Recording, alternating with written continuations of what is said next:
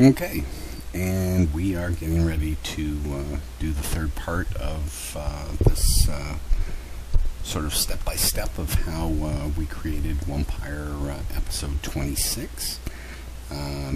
Again, we had already penciled and inked panel 2 and penciled panel 1.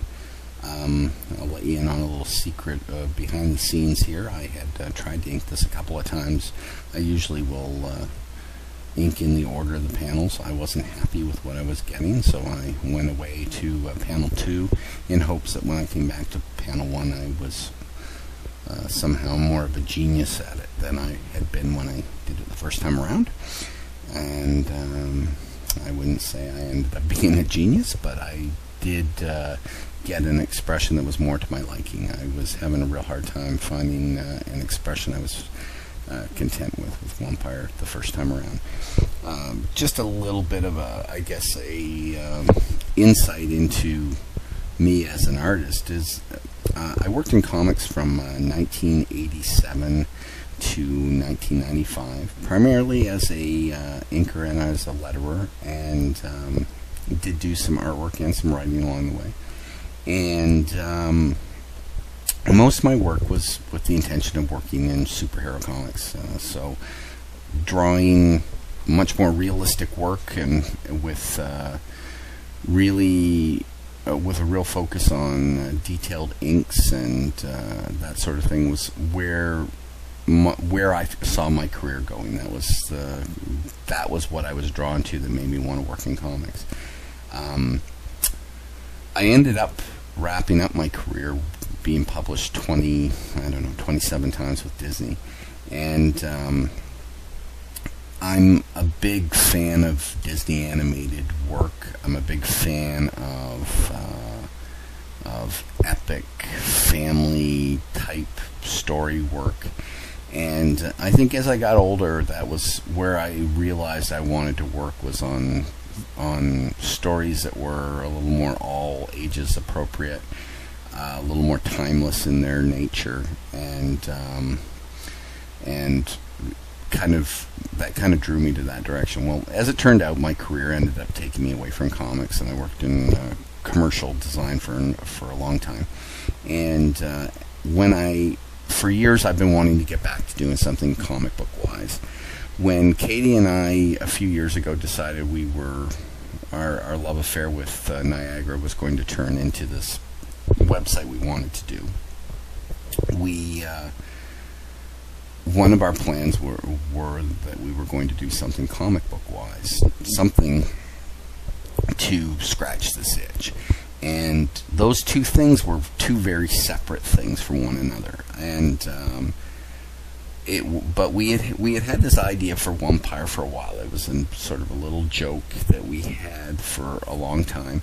And one day I came to Katie and said that, I saw a way that this would fit with what we were doing with our Niagara site. And we went back and forth on it and found a way that it could fit in and be a good all-ages component of our site, and something that would be a differentiator for our website, but also would allow us to create some all-ages content for our site, which we have the ability to do and a lot of people don't. And we decided that this would be challenging, but something that would be rewarding and allow us to get to work on something comic book wise, instead of waiting till down the road once we had found some time and could do it above and beyond our Niagara project. So we found a way to incorporate it in, and as soon as we started figuring out Wumpyre with the scenic background of Niagara behind him, things came together very quickly, and it turned into a very comprehensive part of the character's mythos. So for me, this was pretty exciting to get back to drawing after over 15 years of not doing anything other than just commercial work, and to start writing and drawing something with my wife has been another nice thing to work on together. But to get to that point where every week we're turning out this strip and we're creating it from scratch as a cartoon, it's been challenging for me. I'm a guy who's been using reference very reference dependent for the work that I've done. I don't have a strong cartoon background of drawing tons and tons of cartoon work, so it's been very challenging to get my skill set up enough to do this. And there are some strips I've turned out that I've thought, I did all right, and there's other strips I've done that didn't work out quite as well. This has definitely been a work in progress, and I'm excited about what we're doing with the next season. I think we've got some fun ideas in mind, and I think it's going to give us a chance to fully flesh out the characters and resolve some things that we maybe missed the boat on when we first started creating the characters, because the characters are going to have to be allowed to evolve as we move along. And I'm pretty excited about where it's going to take us. But as you can see, as I was working away on this, that I'm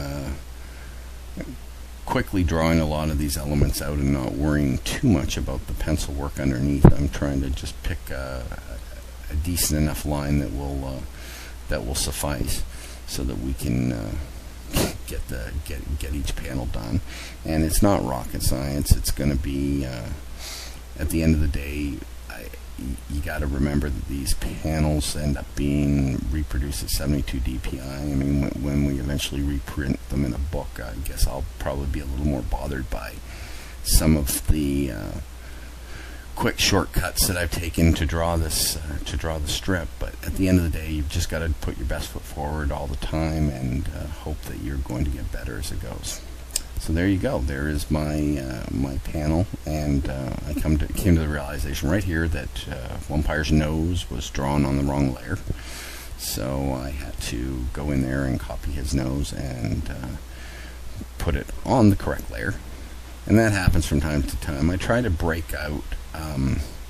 A lot of the times my backgrounds will be drawn on a different layer than my character, and certain elements will be drawn on different layers. This helps Katie when she's having to select things to color them. It helps me when I'm inking things, or I want to be able to replicate something in multiple panels, because that's what I end up having to do on this particular strip. I am going to wrap things up here, because the next work that this video gets into is me starting to copy the panels from panel 2 into panel 3 and 4, because I use that as the basis for each one, but it's just nuances of more of the work.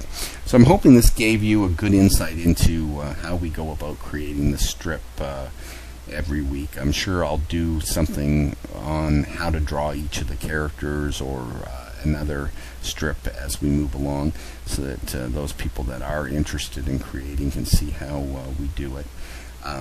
It is, like I said, we do the work all digital these days. I do the pencils and the inks all in Corel Painter 12 using a Wacom Cintiq 12. And I save a black and white version of this that Katie brings in and uses as her guide in Photoshop.